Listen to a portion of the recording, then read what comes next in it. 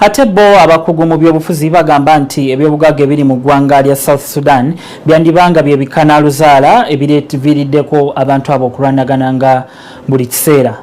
Charles Ramushana agamba nti olutalo luno buli lubalukawo lutwaliramu Uganda olw'okuba nti bannayuganda wamu ne bannansi ba South Sudan balina enkolagana ey'amaanyi. Ebisingawo ku ggulire lino omusasi waffe Kabitwe Mbujjovu.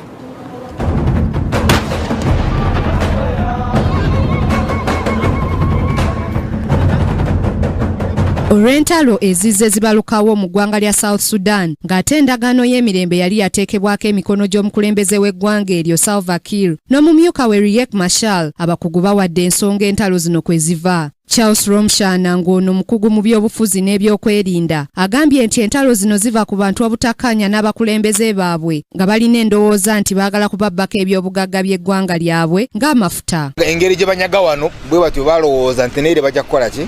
Kunyaga amataka, kunyaga ebyobugagga, chobola abanyaga wali baleeta wano ebizimbe bagenerooza babadde bagula wano ebizimbe bagula amataka tebalowooza ku muntu wa bulijjo. Ono ayongedde n'akkaatiriza nti entalo mu ggwanga lino teziyinza kuggwa bwe babanga abakulembeze ku njuyi zombi beeyagaliza bokka nga kw'otadde n'okulimbalimba bannansi era nga n'oluusi kyekiviiriddeko abannayuganda mu ggwanga lya South Sudan okuttibwa. Musango mungi nguteeka gavumenti munene nguteeka gavumenti because yali emanyi nti bijja kuddamu babadde balaba bye bazimba tosobola kuzimba kyobadde ozimba n'olwanta bali tebajja kukola ki kwanukola so yano badde egamba abantu baayo temugendayo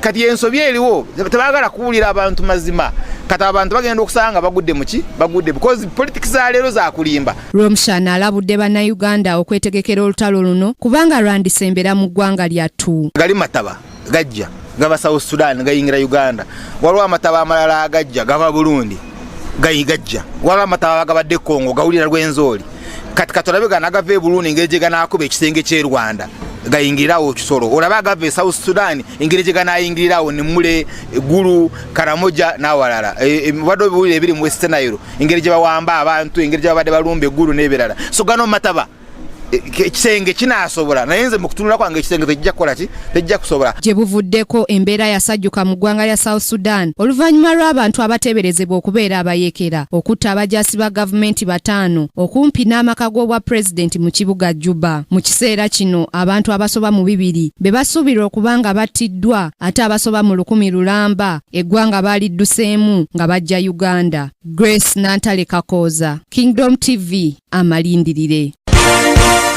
This is Kingdom TV.